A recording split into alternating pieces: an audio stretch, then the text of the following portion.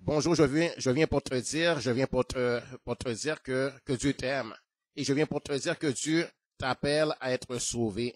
Je viens pour te dire que Dieu, le créateur de l'homme, le créateur de ton esprit, de ton âme et de ton corps, le créateur de la planète Terre où tu habites, le créateur du soleil qui t'éclaire, le créateur de la nature, le créateur de la nourriture que tu manges, le créateur de l'eau que tu bois, le créateur du soleil qui t'éclaire, le créateur, le Seigneur lui-même, le Dieu Tout-Puissant, celui qui a fait l'homme par sa puissance, par son pouvoir, qui a fait les cieux, la terre par son pouvoir, par son intelligence, par sa sagesse. Je viens pour te dire que Dieu t'aime.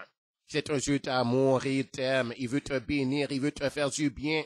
Et il t'appelle à être réconcilié avec lui. Il t'appelle à être sauvé. Il ne veut pas que tu périsses, mais il veut que tu aies la vie éternelle. Il ne veut pas que tu ailles à la perdition, mais il t'appelle à revenir à lui afin que tu puisses vivre toujours avec lui, afin qu'il n'y ait pas de châtiment pour toi, afin qu'il ne soit pas obligé de te rejeter loin de lui, afin qu'il ne soit pas obligé de te condamner, de te châtier, de te punir, mais il veut te pardonner.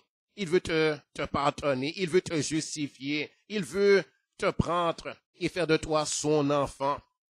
Donc, je viens pour aujourd'hui te dire que Dieu t'appelle à être sauvé. On va commencer par lire dans la Bible, dans Jean chapitre 3, euh, au verset 1, pour t'expliquer, pour te faire savoir, pour te montrer que Dieu veut te sauver. Et Dieu t'appelle à avoir la vie éternelle.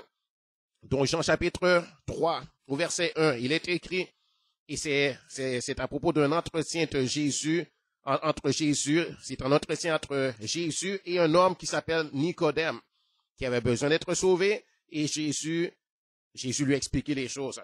Et donc il est écrit dans Jean chapitre 3, au verset 1, il est écrit, mais il y eut un homme d'entre les pharisiens nommé Nicodème, un chef des Juifs, qui vint lui auprès de Jésus de nuit et lui dit, Rabbi, nous savons que tu es un docteur venu de Dieu, car personne ne peut faire ces miracles que tu fais si Dieu n'est avec lui. Jésus lui répondit, en vérité, je te le dis, si un homme ne naît de nouveau, il ne peut voir le royaume de Dieu. Nicodème lui dit, comment un homme peut-il naître quand il est vieux? Peut-il rentrer dans le sein de sa mère et naître? Jésus répondit, en vérité, je te le dis, si un homme ne naît d'eau et d'esprit, il ne peut entrer dans le royaume de Dieu. Ce qui est né de la chair est chair, et ce qui est né de l'esprit est esprit. Ne t'étonne pas que je t'ai dit, il faut que vous naissiez de nouveau. Le vent souffle où il veut, et tu en entends le bruit, mais tu ne sais d'où il vient, d'où il va. Il en est de même de tout homme qui est né de l'esprit. Nicodème lui dit, comment cela peut-il se faire? Jésus lui répondit, tu es le docteur d'Israël et tu ne sais pas ces choses. En vérité, je te le dis, nous disons ce que nous savons et nous rendons témoignage de ce que nous avons vu et vous ne recevez pas notre témoignage. Si vous ne croyez pas quand je vous ai parlé des choses terrestres, comment croirez-vous quand je vous parlerai des choses célestes? Personne n'est monté au ciel si ce n'est celui qui est descendu du ciel, le Fils de l'homme qui est dans le ciel. Et comme Moïse éleva le serpent dans le désert, il faut de même que le Fils de l'homme soit élevé, afin que quiconque croit en lui ait la vie éternelle. Car Dieu a tant aimé le monde qu'il a donné son Fils unique, afin que quiconque croit en lui ne périsse point, mais qu'il ait la vie éternelle. Dieu, en effet, n'a pas envoyé son Fils dans le monde pour qu'il juge le monde, mais pour que le monde soit sauvé par lui. Celui qui croit en lui n'est point jugé. Ceux qui croient en lui parlant de Jésus, ceux qui croient en Jésus, car le Fils unique dont on parle ici, c'est Jésus lui-même. Jésus parle de lui-même. Le Fils est Dieu. Le Fils est Dieu selon qu'il est écrit dans Isaïe chapitre 9 verset 5. Un enfant nous est né, un fils nous est donné. On l'appellera admirable, conseiller, Dieu puissant, Père éternel, prince de la paix, donné à l'empire de l'accroissement, et une paix sans fin au trône de David et à son royaume, l'affermir et le soutenir par le droit et la justice. Voilà ce que fera le zèle de l'Éternel des armées. Donc le Fils qui devait naître, l'enfant qui nous est donné, c'est Jésus lui-même. Et cet enfant, c'est un enfant admirable. C'est le conseiller. Il est appelé Dieu puissant. Il est appelé Père éternel. Il est appelé Prince de la paix. Et il est venu pour donner la paix.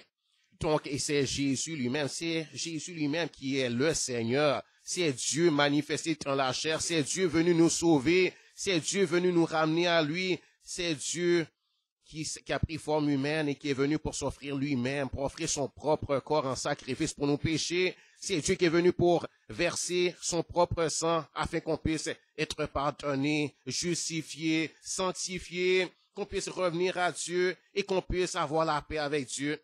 Et Dieu veut même qu'on devienne ses enfants parce que Jésus était fils unique, mais maintenant Dieu appelle toi et moi, il appelle tous les hommes de tout peuple, de toute nation, de toute race, de toute langue. Il nous appelle tous à revenir à lui et accepter son adoption.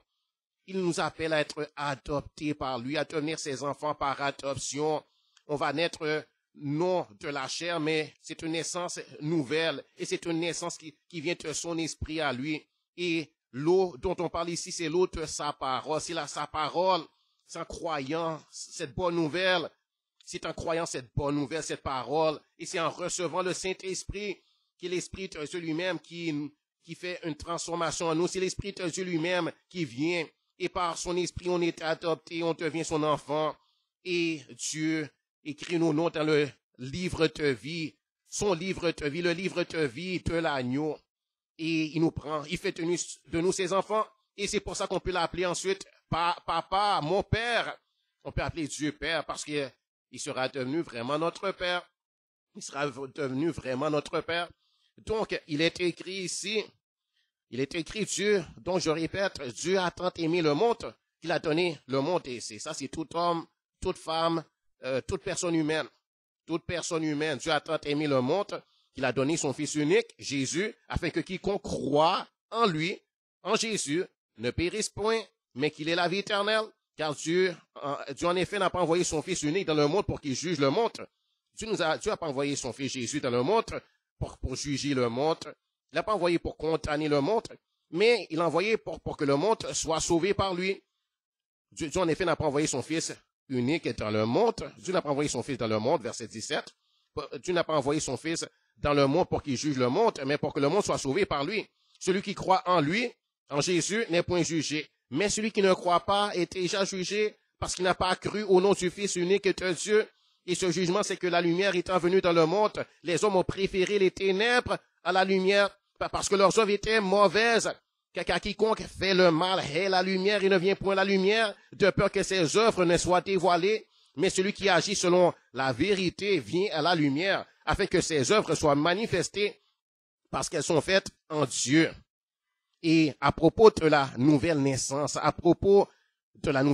on peut lire dans Jean chapitre 1, où il est écrit que Dieu nous appelle à devenir ses enfants par adoption. Il est écrit, je vais commencer au premier verset, il est écrit, au commencement était la parole, et la parole était avec Dieu, et la parole était Dieu. Elle était au commencement avec Dieu. Toutes choses ont été faites par elle, et rien de ce qui a été fait n'a été fait sans elle. En elle. La parole était la vie, et la vie était la lumière du monde. La lumière, lui, dans les ténèbres, et les ténèbres ne l'ont point reçu. Il eut un homme envoyé de Dieu. Son nom était Jean. Il vint pour servir de témoin, il vint pour servir de témoin, pour rendre témoignage à la lumière, afin que tous croient par lui. Il n'était pas la lumière, mais il parut pour rendre témoignage à la lumière. Cette lumière était la véritable lumière qui, en venant dans le monde, éclaire tout homme. Elle était dans le monde, et le monde a été fait par elle, et le monde ne l'a point connue. Et elle est venue chez les siens, et les siens ne l'ont point reçue. Mais à tous ceux qui l'ont reçue, à ceux qui croient en son nom, elle a donné le pouvoir de devenir enfants de Dieu, lesquels sont nés non du sang, ni de la volonté de la chair, ni de la volonté de l'homme, mais de Dieu.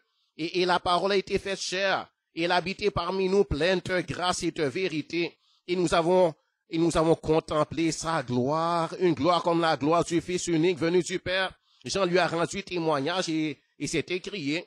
C'est celui dont j'ai dit, celui qui vient après moi m'a précédé car il était avant moi. et nous avons tous reçu de sa plénitude